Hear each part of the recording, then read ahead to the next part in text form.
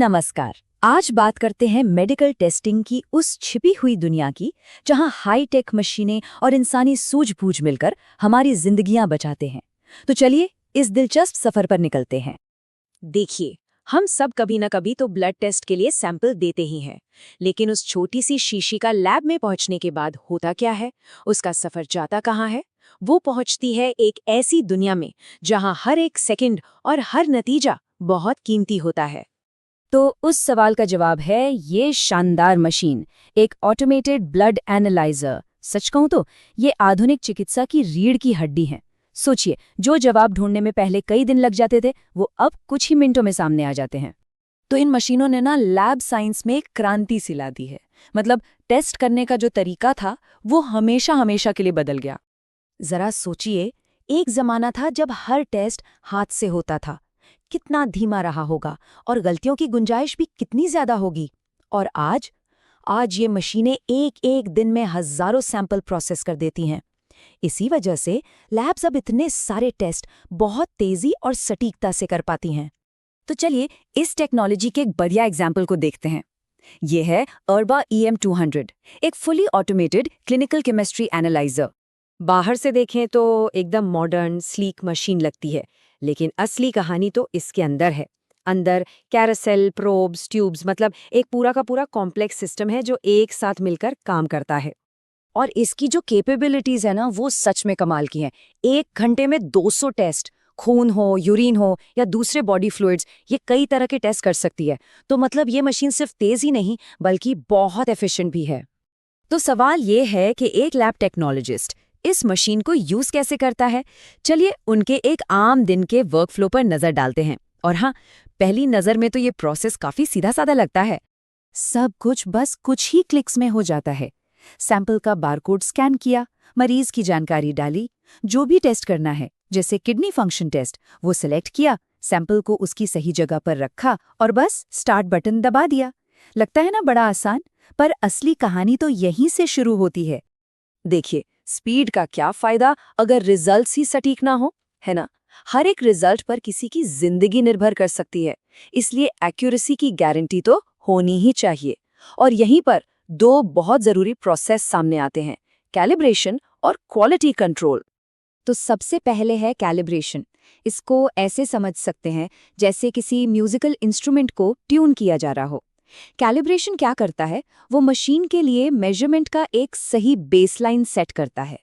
ये पक्का करता है कि मशीन का स्टार्टिंग पॉइंट एकदम सही हो।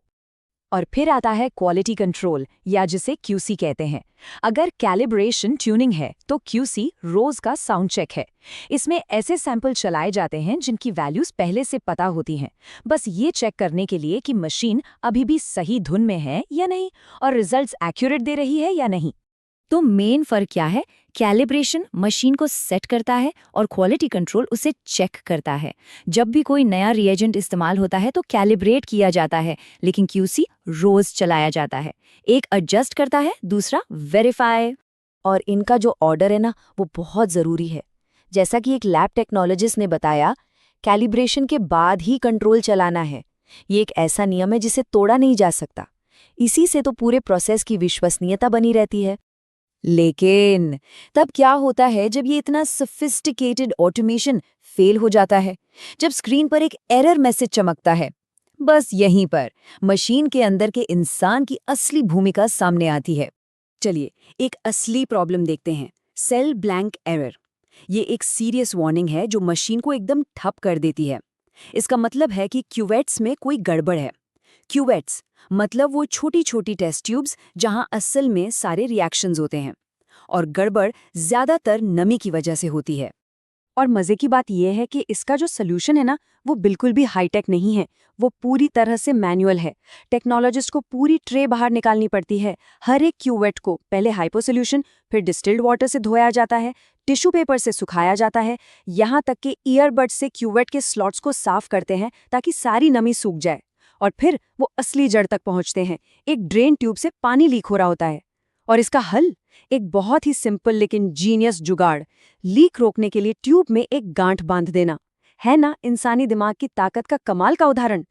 और ये चीज हमें हमारे मेन पॉइंट पर वापस ले आती है, जो इस पूरे प्रोसेस का सबसे ज़रूरी हिस्सा है।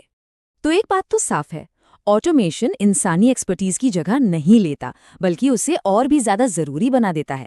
मशीनें तो बस एक टूल है, उनकी असली कीमत और भरोसा तो उस इंसान की काबिलियत पर ही है जो उन्हें चला रहा है। ये जो प्रोफेशनल्स हैं वो सिर्फ बटन नहीं दबाते, वो लगातार कैलिब्रेट करते हैं, क्वालिटी कंट्रोल चलाते हैं, मशीन का मेंटेनेंस करते हैं, और जब कुछ गड़बड़ हो जाए तो प्रॉब्लम को ठीक करते हैं। एक तरह से वो हर रिजल्ट की वैलिडिटी के गार्डियन हैं। तो अगली बार जब एक मामूली से ब्लड टेस्ट की रिपोर्ट हाथ में होना, तो बस एक पल के लिए उस छोटे से सैंपल के कॉम्प्लेक्स सफ़र के बारे में सोचिएगा। एक ऐसा सफ़र जो मशीन की सटीकता और उसको चलाने वाले इंसान की एक्सपर्टीज दोनों के बिना बिल्कुल अधूरा है।